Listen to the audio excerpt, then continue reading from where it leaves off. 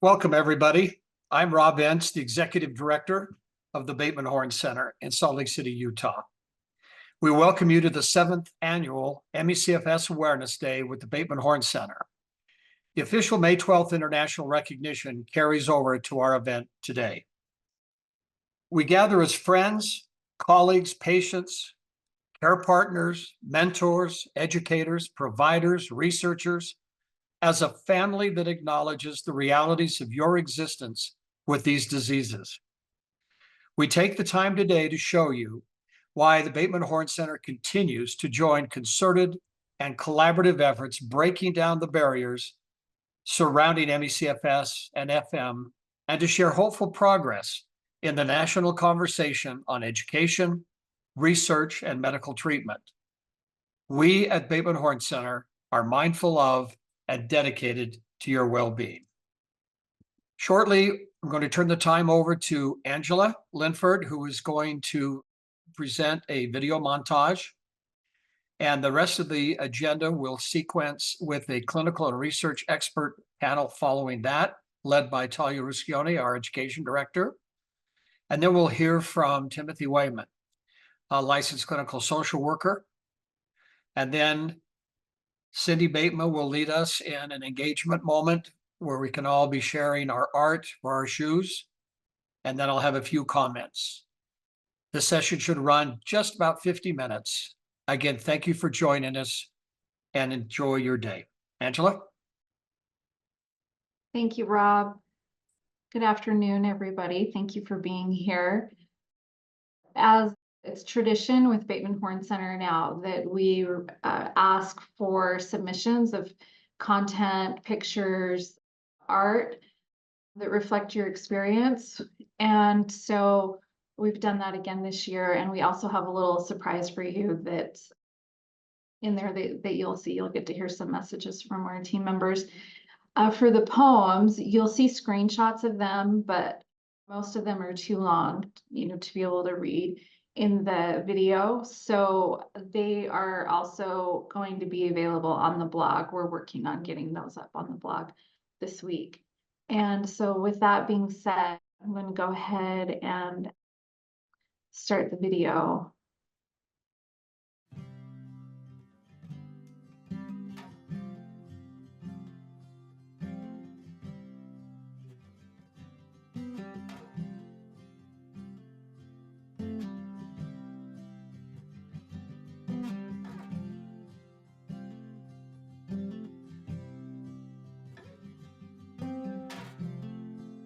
Being chronically ill is so isolating, and it's so easy to feel like no one hears you and no one knows you.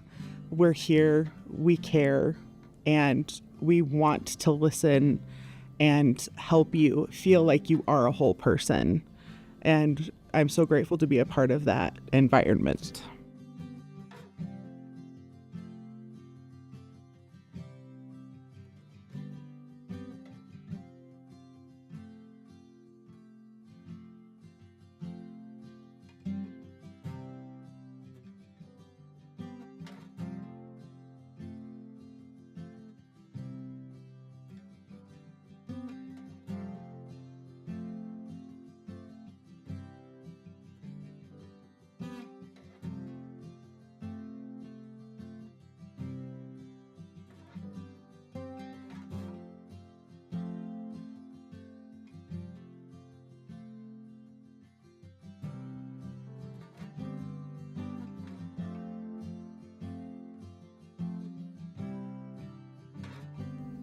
Keep pushing and advocating for yourselves. You need to do that. That's key. Don't give up.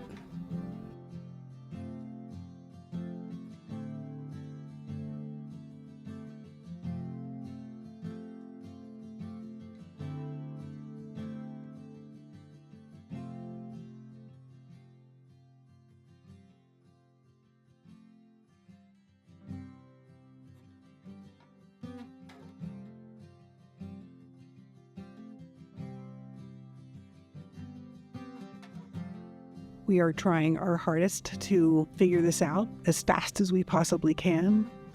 We see you, we hear you. I'm humbled by what our patients experience. I want to fix it if I can, or be part of that solution.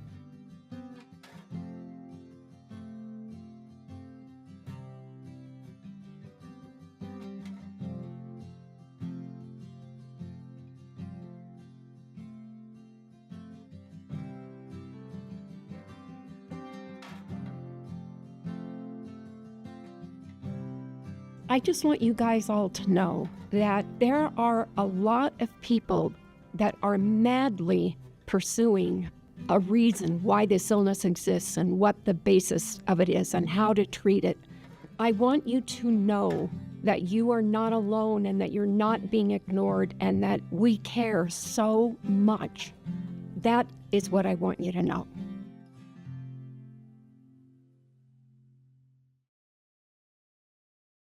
I just love all of the submissions and being able to see all of the, the share and how people express their illness and how they relate to it. So thank you to everybody who took the time to do that.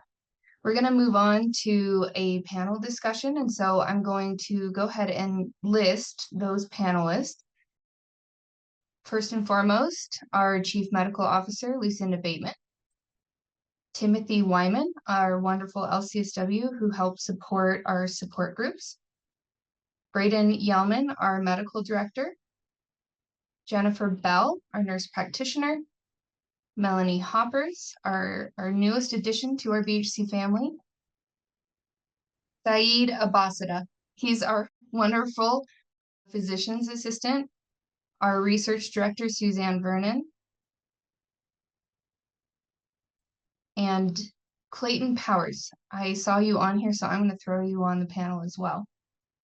Clayton is a doctorate of physical therapy who has been just a game changer in helping to advance our medical education and bring about awareness. So we have a lot to talk about, and I will try to direct some of these panel questions accordingly, but I also want the panelists to know that this is an open forum, so please feel free to chime in with one another.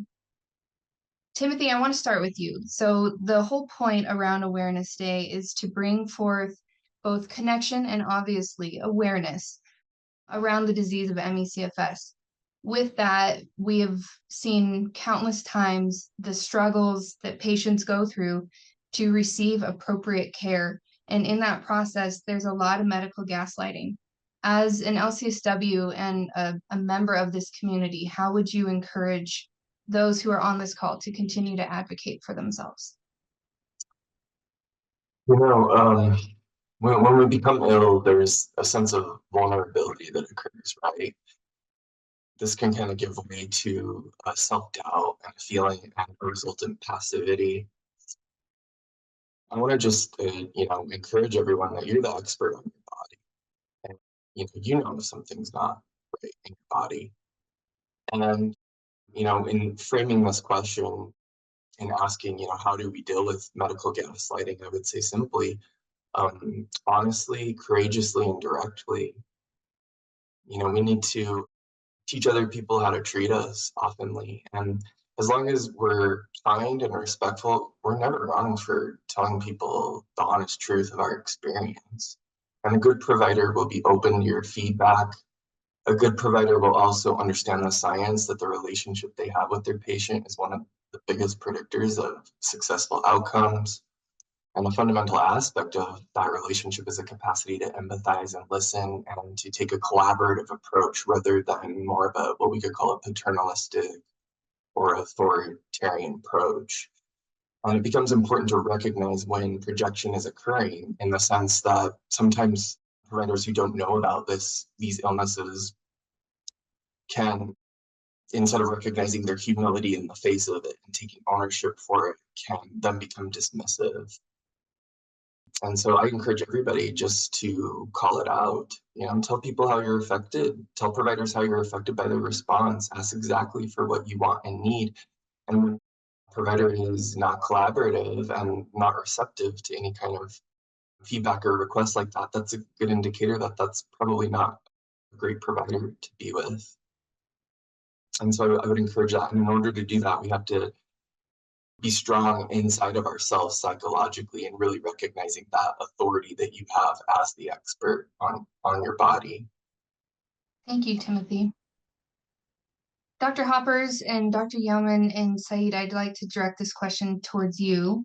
It's kind of a multi-point question, but we've been doing a lot of medical education. And I think it's hard sometimes to convey just what that translates to for the patient community. And so I'm hoping that you can, provide some insights on why exactly medical education matters to the field, how this does translate for patients. Dr. Hoppers, do you want to start? Sure. What I can speak from is how it has affected me. When I first started seeing patients with ME/CFS, it was daunting, but I was committed to doing it, but it was very daunting. And I'd come out of a room and I would think, okay, let me regroup and think about what I want to go back in and say, and kind of, I've done the assessment and I'm thinking about what we're going to do. And some days I would literally just think, I have no idea. I don't know what to do. And I almost wanted to run because I couldn't go back in and say, I don't have the cure. I don't have any way, I don't have any great miracle cure. But literally I would go to the Bateman Horne site and read something and find something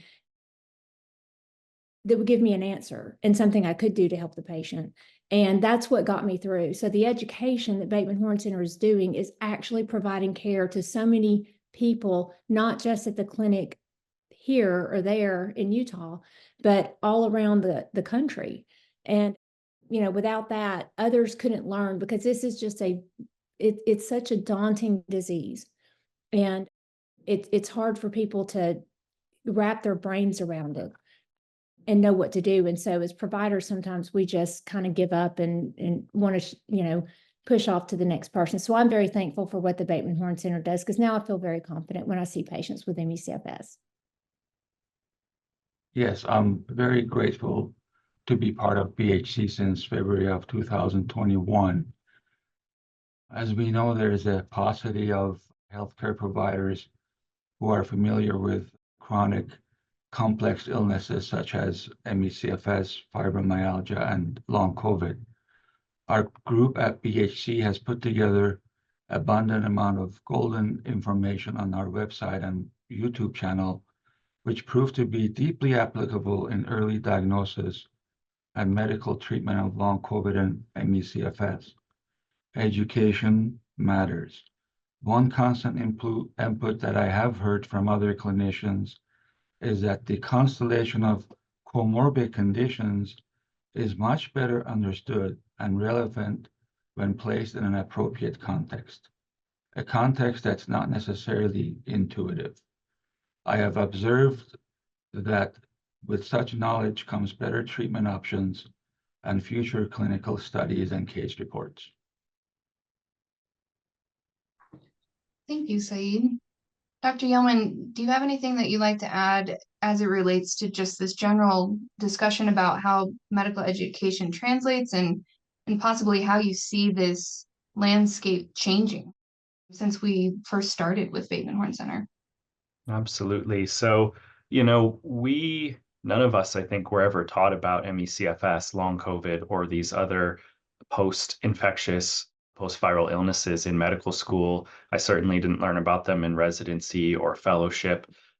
They're not even always acknowledged in traditional medical teaching. And so that leads us to a position where we walk in, we talk to a patient, we believe them, we understand them, and yet we're not sure where or what to do with that information to start out. And we just have to start out with listening and learning from the patient. But I think education helps people in that position to recognize what a multi-system illness is and how various aspects or comorbidities of an illness affect one another. I think it helps give people confidence instead of, in our fragmented medical world, to say, well, I believe this patient, something's wrong, but I'm going to get rheumatology and ophthalmology and neurology. I'm going to do 18 referrals because I don't know what it is and somebody else must know. And then if they don't, or if tests come back negative, to just say, well, there's no evidence for anything. We are giving people, I think, the confidence to make diagnoses based on clinical criteria, to understand the lack of biomarkers, to understand the lack of need for 18 people to rule out every disease under the sun when the symptoms, when you're familiar with them, are actually pretty obvious and easy to diagnose. I would also say patient or education goes much beyond just physician or provider education, but it's been invaluable to, I think, patients and their families. I've seen patients gaslight themselves. They're feeling terrible and then saying, is this all in my head, because of the environment in which they are treated and how family members treat them, etc. So helping them to understand what their own symptoms are, why they're having them, what the patterns might be, what might be contributing to continuing to perpetuate those symptoms, makes a huge difference. I've also seen it make an enormous difference in how families treat patients. It's when a doctor says, I don't see anything wrong, and someone can't get out of bed, it's hard for a spouse or a child to not think that something else might be going on, and to be able to have the opportunity to influence that and to help those people be compassionate and not turn against the person who is sick, I think is also invaluable. As far as how are things changing long term, long COVID, as awful as it has been, has certainly, with the numbers of people that are sick, has made it so that the overall arching medical community cannot ignore this any longer. There are too many people who are sick, and everybody knows someone who's sick. And though there is a long way to go for people to recognize that these fall into the categories of post-viral illnesses and can be managed much in the way we've been managing ME/CFS for years, we have a long way to go. There's more open-mindedness, more curiosity, more dedication to helping people than ever before because of that ubiquitous nature of this illness. Really well said. You know, as a part of that, you kind of teed up my next question perfectly, which was, you know, the only way that we can translate what we learn is from what we learn in clinic, right? What we learn from our patients, and to validate that through the research conducted. That's really how we get practice change to, you know, take hold through education. So I'm going to shift gears a little bit and move to the clinical aspects. And so this really, I'd like to target this for Jennifer Bell and our clinicians. But Jen, I'm going to start with you.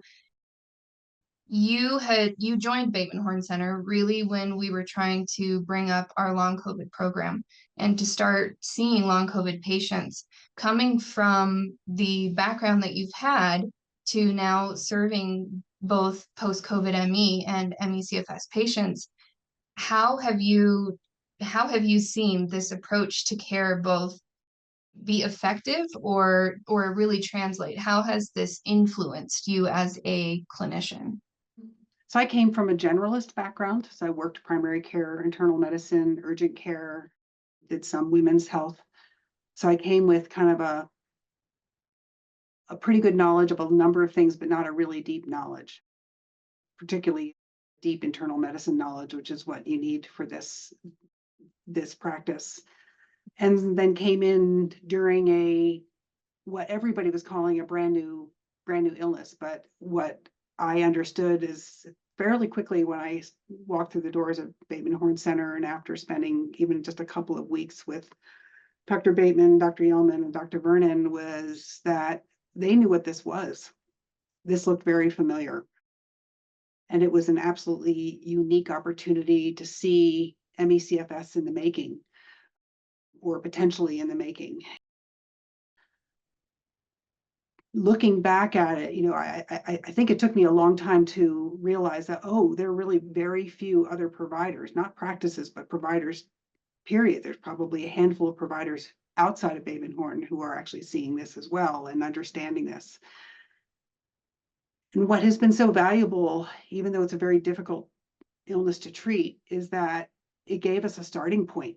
It gave us a starting point of, okay, these patients are having POTS, we even knew to look for POTS. So that was an incredibly important piece. we needed to look for mast cell activation syndrome. And we had treatments that we could start employing with these patients early on before anybody understood what was going on. And it's been interesting as 3 years have gone past and you're now starting to see the treatments that we instituted early on now being adopted pretty much across long COVID care is starting to be utilized and talked about. So on a general level, it was amazing to see how BHC's knowledge of ME/CFS and post-infectious illnesses really helped in terms of addressing long COVID early on.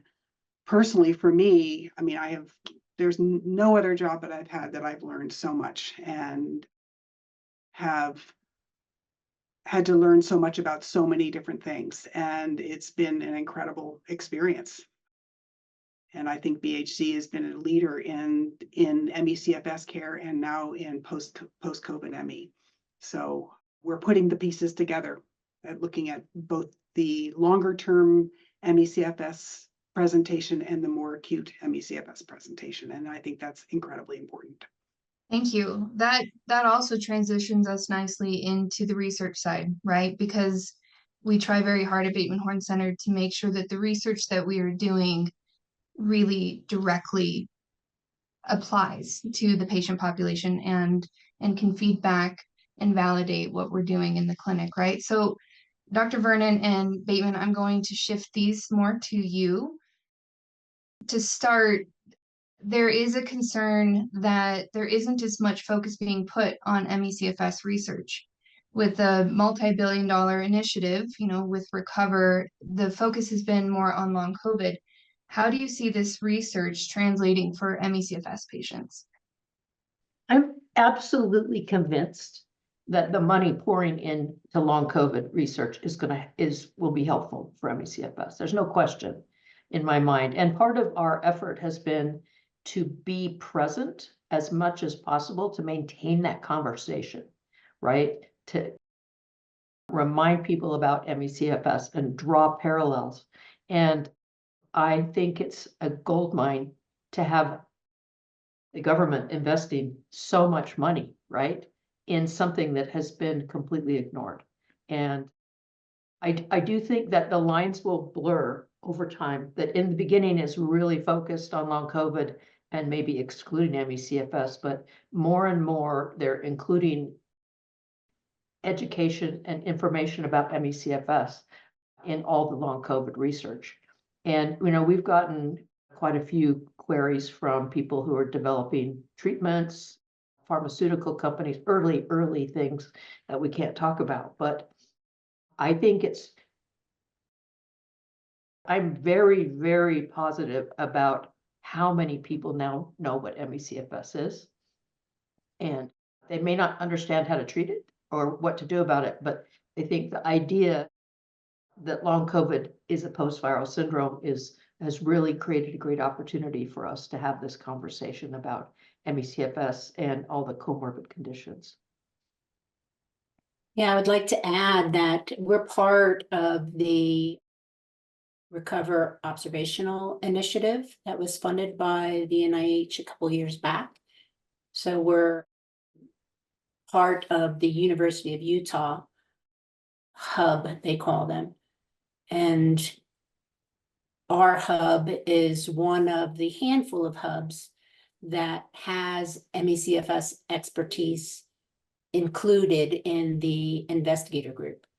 So we've had incredible opportunity to educate and to help design research that then captures the features that are specific to ME/CFS, from the various assessments that are done in the clinical trials and in the observational cohort, to the types of samples that are collected and how they're looked at, to the types of questionnaires that are administered.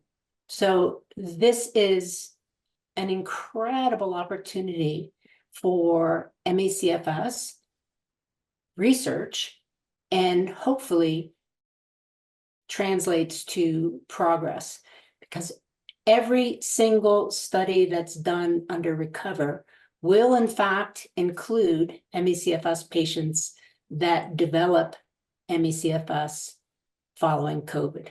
Would you take just a minute to elaborate a little bit more on some of the things that we have going on at Bateman Horn Center and have coming up as it relates to research? So we've, over the past couple of years, really kind of satisfied our strategic goal. And this is something that Cindy put in place several years ago. Her goal was to ultimately get to clinical trials, you know, some good research, and then move into clinical trials to see if we could move the needle on ME/CFS and now, of course, long COVID. And so we have a lot of clinical trials going. We are a site for a Recover clinical trial that is testing a medicine called Ivabradine, and this is a randomized placebo-controlled trial, so the gold standard of clinical trials. We are also a site for a pharmaceutical study. I'm sorry, and the Recover study is in long COVID patients, so that's testing Ivabradine or placebo in long COVID patients. We have another long COVID trial, the subcutaneous IgG preparation, and maybe some of you are familiar with this drug. It's called Hizentra, and we have just finished up an ME/CFS trial that we called Restore Me, and this was testing a nutritional supplement which is called oxaloacetate, and we're currently looking at the results of that. And we have another trial of oxaloacetate in long COVID patients. We have a few more in the works that hopefully they'll come to fruition too for ME/CFS, hopefully starting those by the end of the year. And then we're also working on outcome measures. One of the reasons that it's been difficult to have trials in ME/CFS is because there are no objective ways to measure a benefit from a treatment. So it's all based on self-report. So we strategically decided to operationalize the chronic fatigue, the ME/CFS diagnostic criteria from the Institute of Medicine. And by doing that, we could use these objective measures in clinical trials. So one of the things that we're pretty excited about is we just submitted an application to the FDA. It's called a Clinical Outcomes Assessment Measure, which uses a device to measure hours of upright activity. So you don't have to self-report or anything. It's just continuously measured. Many of you are probably familiar with the hours of upright activity.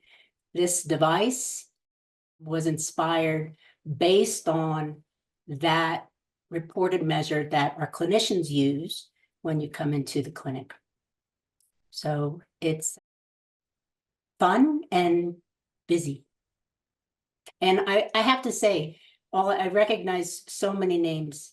None of this research and none of this progress would have been possible without all of you who participate in our research program so willingly and so selflessly.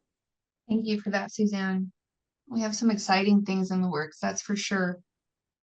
Dr. Bateman, I want to transition over to you. So while we understand you can't share too much about the upcoming pacing trial with the NIH, what are you hopeful will come out of this process? What will this pacing trial teach us as it relates to disease management? Yeah, well, let me give you a little background about this as well. And that is, I was asked to be 2 years ago on an advisory committee for Recover clinical trials, right when they were getting going. And I think they put me on that committee because of my background in ME/CFS and to bring the knowledge that we had over the years regarding ME/CFS. Then those, the trials evolved. It's a huge project. They're trying very hard to create trials that will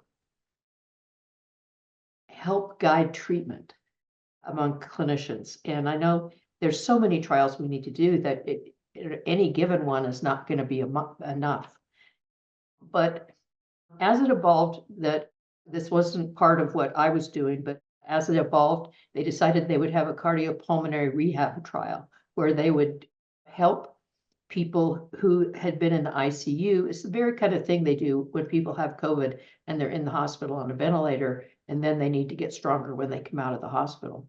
But their understanding of post-exertional malaise was zero, I can tell you. So what I started doing in my role was teaching people about post-exertional malaise. And a lot of people don't like to be taught, but the opportunities got bigger and bigger and bigger and then first of all, we had them really change the cardiopulmonary rehab trial so that it was a very personalized program where they don't just set up a program and stick people in it, but the therapist is supposed to be, prescribing, following, getting feedback. And I'm fairly convinced that that trial is going to be successful. But even then, as the knowledge of post-exertional malaise grew, and part of it came from the advocacy community, right? They decided that we should have a pacing trial. And to take everybody who doesn't have post-exertional malaise and put them in the cardiopulmonary rehab trial, and then anybody who has post-exertional malaise, put them in a pacing trial. So it's been interesting. It's very challenging to be part of a project in a large bureaucracy where there's so many people involved. It's given me an incredible opportunity to educate about post-exertional malaise. In fact, next week, I am going to be giving a lecture just on post-exertional malaise to all of the Recover staff that are working on clinical trials so that they will understand how to recognize it and the role it has. So to me, even if the trial isn't, who knows, I think that the process has been way more valuable than the trial itself. I've never chosen to do a pacing trial. I was asked to come do this, and it's challenging. I will tell you, it's really difficult to design a trial like that, but I want to say that there are really good people designing the materials. And the whole idea is they'll get people with post-exertional malaise from COVID and work with them every week to identify their stressors, what causes post-exertional malaise, how to prioritize, how to adapt their daily schedule so that they aren't in post-exertional malaise. So I'm hoping it will be successful.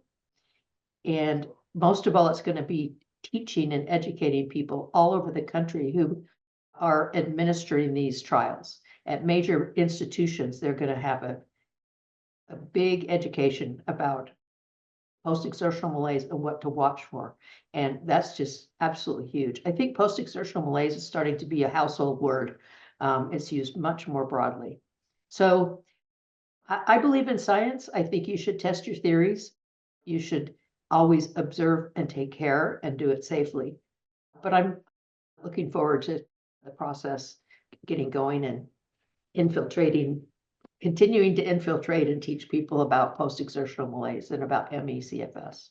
I think you should really underscore that the Recover Initiative has over 200 principal investigators at, I think it's 75 or 80 institutions across the country. Anywhere from Stanford to Utah to Harvard. I mean, it's pretty amazing. So for Dr. Bateman to be able to infiltrate a network of this size and influence and educate is really, again, pretty astounding. I'll just add something else that is so exciting, and that is when we were designing this, I thought, oh, what a great opportunity to train occupational and physical therapists all over the country by implementing this trial. Then they'll learn about it, and then they will influence their own institution, not only the way that they take care of patients. And I want to say that the training materials we're using for all of the people implementing the trial, and the people engaged in the trial are come from BHC. And the short videos that Clayton and Amy have worked on, and I'm just so proud that they're going to be widely used and that we can make such a big difference. Dr. Bateman, thank you. And you also teed this up perfectly. It was like you were reading my mind. Clayton, I want to go to you. You and Amy Mooney and our working group have put so much time and effort into ensuring that we are reaching another group of providers and professionals who can really impact patient care. And so I want to thank you for your time with that, but also give you just a moment to kind of wrap this piece before we transition over to Timothy. You made a really wonderful video for the community called Recognize ME. And I want to take a moment to put that in the chat for everyone who may not have seen it yet, but to also give you the time and space to share with the community what you have learned and really why you made this video for them. So after working and seeing so many patients get this experience of not being believed or recognized or heard by their medical or rehab providers, I just wanted to create something to kind of validate your experience. It's hard, and it's hard to go through the process of being told that, oh, your testing is normal, or you should just exercise, or you should just do this. And so I wanted to create something that would help you feel that we at Bateman Horne Center do recognize the struggle and to validate your experience. And I wanted to also mention that, as Dr. Bateman mentioned about the videos going out and helping with training materials for rehab providers, what's interesting is that I just before this call, I just presented to occupational therapists, several occupational therapists. When I started, I said, who's heard of post-exertional malaise? And this is so different from a year ago. Everybody was like, yeah, we know. We want more in-depth how to help these people. And so that was surprising to me. The other thing that was surprising is last week, I spoke at a pain conference on chronic pain and chronic stress here in Utah. And it was a mixture of physician, medical providers, rehab providers, behavioral health providers. And I'm used to getting up and speaking about post-exertional malaise and then having people, some backlash or some kind of questioning, like, are you sure? And it was the first time I've presented where there were people who hadn't heard of post-exertional malaise or ME/CFS, but everyone was very receptive and wanted to learn more. And so I would say there is hope that things are changing and that providers are starting to learn and starting to be more curious and listen. And so there's hope ahead in terms of changing healthcare, even though it seems daunting right now. There's progress. Thank you, Clayton. Well, that wraps our panel discussion. Timothy, I'd like to turn the time over to you. This topic of honoring your disease experience is so important, and we talk about this a lot in our support groups, but I really want to give attention to it today. So please take the floor. So first off, I'm really happy to be here talking about something as important as honoring our illness journeys. And as I talk about this, I think, we need to define really what that is and what that means. When we honor something, we tend to, there are two core components. One is respect, and the other component is esteem. So a sense of admiration, of high regard for what we're going through. And I think these two are very important sequential steps in facing our illness. And I want to propose to you that honoring our illness journeys is a method of healing. And as you hear me talk, depending on where you're at in your own illness journey, you might have a knee-jerk resistance to the idea of honoring your illness experience, and that's okay too. When I first became ill, I was not in a space to honor my illness journey, and it took me some work and time to get there. Given this, I think it's helpful if we turn our focus to the first sequential step of honoring, which is respecting our illness, and ask, why would we resist or refrain from doing this? I think back to when I was first ill, how much I would resist the idea of accepting and respecting my illness, because I was overwhelmed by the disorientation, multiple disabilities hitting me at the same time, difficulty in doing basic tasks, which were never a problem for me before, and the concurrent anxiety around the mystery of what and or who I was becoming. All of these contributed to a sense of overwhelm. With the physical loss and resulting limitations came this incredible far-reaching vulnerability that I was forced to touch into in a pervasive way at a time of life when I was not wanting or expecting this. In an effort to make sense of this, to gain some sense of order, I clung to the idea of fairness as I processed my situation. This was unfair, this was happening to me, this was unfair that my body is doing this, this is not how my journey was supposed to go. And in response, I became incredibly angry and hardened my frame against this experience, this life, and my body. What I didn't realize then was that this was a counterfeit way for me to seek power amidst vulnerability. The idea being if I can get angry enough and then turn towards judgment and blame as both validators as well as reinforcers of my anger, I can have respite from the vulnerability and it will direct me to solving the problem. And so I first ended up blaming myself. What did I do to cause this? How am I making it worse? What kind of foolish health behavior have I engaged in my life that created this? I falsely bought into the idea that if I could judge and blame myself, that meant I was responsible for this, and thereby I would have control to stop the disease. This judging and blaming process can be so nefarious and resilient within us. And it was in my case, because when I wasn't blaming myself, I was projecting blame outward. It was this person's fault that I was going through this experience, or this past situation I was involved in and the people connected to it contributed to the development of my disease. And when I look at this with self-compassion, I can see it all for what it was. Me experiencing something that felt and was overwhelming to me at the time, and desperately seeking some kind of sense and order to what felt to be, was, and quite frankly can be, a chaotic experience, as many of you know all too well. And yet when I met my illness journey with anger, judgment, and blame, neglect, or ignorance, I became incredibly resistant to my own experience and therefore didn't respect it, and consequently was nowhere near honoring it. It becomes difficult to honor what we are resisting and hating. I was stuck. And what do we come to understand about resistance? Well, one thing I teach my clients is that where there's resistance, there's typically fear. And what do we know about fear? Fear needs to be identified and it needs to be critically challenged. Without this process, we slip into being unconsciously driven by both our anxieties and our shame. Chronic illness naturally makes us more vulnerable, and as human beings, we tend to have this propensity towards shame in relation to our vulnerabilities. There's this kind of idea that the more vulnerable we are, the more rejectable we are, and that rejection is unbearable. And so in response to our shame, we become attached to denial, minimization. These are forms of hiding. And for shame to remain, hiding and secrecy must continue. And with shame and hiding, all the while we are reinforcing this false idea that our illness journey is dishonorable, when nothing could be further from the truth.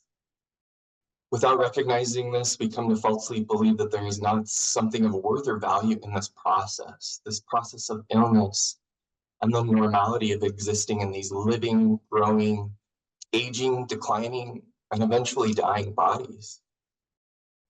Additionally, the shame and judgment can contaminate our self-conceptualizations as ill people, leading us to falsely drift from the truth that our worth is immutable. As a person facing chronic illness, my worth is not dependent on some arbitrary, relative, and narrow definition of productivity, or being absent limitations, or not needing help. These are common false ideas we connect to worth. And if we are not finding our way through feelings of unworthiness and shame related to our illnesses, we're typically constructing a dark narrative around our situations, leading us to reject our experiences. So deconstructing negative predictions we have about our illness identities, and trajectories becomes an important part of cultivating capacity to honor our experiences. When we are able to see through these failing strategies, the overwhelm often derived from not accepting limitations and having appropriate boundaries, holding ourselves to unrealistic and self-defeating standards, indulging unregulated fear and unreflected dark conclusions about ourselves and our futures, and the attachment to a false idea of fairness. Now, fairness is this human construction that we create, in a world that sometimes has randomness to it. And when we see through these things for what they are, which is ineffective, we can be liberated from shame and blame, and in doing so, we move to a core component in honoring our journeys, which is respecting the process. Moreover, when we drop the shame and judgment and we challenge our fears, we are free to own our limitations and our associated wants and needs in relation to what we are going through as the chronically ill. This then gives us freedom to vocalize our wants and needs, and in so doing, progress towards their fulfillment. We are free to maintain a sense of worth that is inherent to who we are as merely being alive and human, not how we are. And this solid sense of self serves as a stabilizing force, keeping us strong and courageous in the face of ongoing challenges as well, as we co-create with our illness a narrative of a hero's journey. We can start to see that fighting our experiences by resisting them actually perpetuates our suffering and pushes us further away from honoring our story as the courageous survivors we all are. When we accept and respect our illness story, we are also ready to esteem it.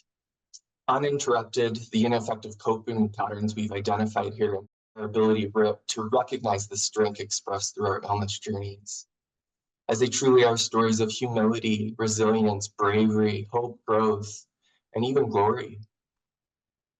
I tend to think of chronic illness as this magnifying glass on the human condition that makes common thematic questions about our human lives unignorable. We face questions about limitations and freedom and power, questions about meaning and purpose, questions about facing inevitable grief and loss with grace, dignity, and a learning orientation towards life. As the great humanistic psychologist Dr. Rollo May taught, some of our deepest growth and learning comes from being placed in a dilemma that can never be fully resolved. I esteem my illness for teaching me about priorities, about how precious every moment in time really is. I see my illness journey as this opportunity to answer a critical question that comes from my body and my life, and perhaps yours as well, which is this: will you love me without condition? In the beginning of my own illness journey, when I was caught in my anger and resistance in response to having a higher symptom moment, I had been practicing mindfulness and decided to engage in a mindful exercise as a personal intervention. I began to listen to my body in the moment and, in effect, to listen to my illness story. And I had a very transformative moment that when I dropped the anger, the judgment, the shame and blame, when I accepted fear and losses not as personal, but as inherent parts of life, my anger melted into a catharsis of gentle tears that began flowing down my face. These were tears of gratitude. I was grateful for my body, for I knew how it could go. My defenses prior to this point blocked my capacity to see an important truth, that my body is working as hard as it can, just as I was and am, in the face of these difficult illnesses. And I esteemed my body for its work. I esteem it to this day. It still doesn't cooperate the way that I want it to. Symptoms exacerbate, symptoms go back into remission, they exacerbate again. And some symptoms have been permanent. Yet in accessing this space, it softens the experience. It makes it more livable. In response to my illness journey, when I met it with curiosity, openness, and gentleness and kindness, I can see what Matthew Sanford, a man who became paraplegic as a child and lost his family in a car accident which caused his disability, is saying when he said, quote, "My body does not heal as well as it used to when I was 13. That's true. My physical body doesn't do it. But because of the compassion I can feel for my body, for others, something else is healing." I thank you all for giving me this time to share with you and tell you another thing that I esteem about my illness journey is that it has connected me to all of you. We sat together in our support groups. This is an incredibly special community of people coming together amidst facing some of the most difficult things life can send our way, coming together to create both hope and refuge. I'm honored to have this ongoing opportunity to get to know more of everyone, and I'm grateful for all of you providers here on this expert panel, which consists of all of you who so nobly share your talents, your effort, your time, and compassion to those in need. Thank you, everyone. Thank you so much. That was beautiful. We appreciate your insight and your thoughts. In the last few minutes, before Rob comes on to close our meeting, we want to do something that will bring us all together and really communicate with each other. We hope that you have a piece of art, or that you have the shoes that you wish you could wear, or the shoes that someone else isn't able to wear. And we're just going to have some quiet time while we all hold up our symbol together.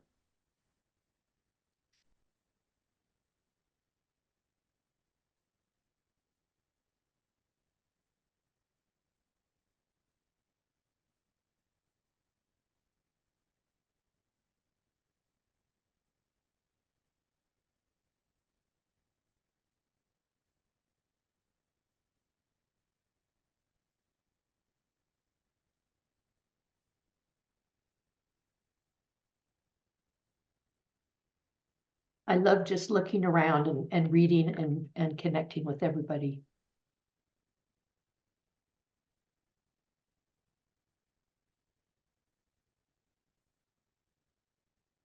We have 5 screens of participants, so be sure to scroll through.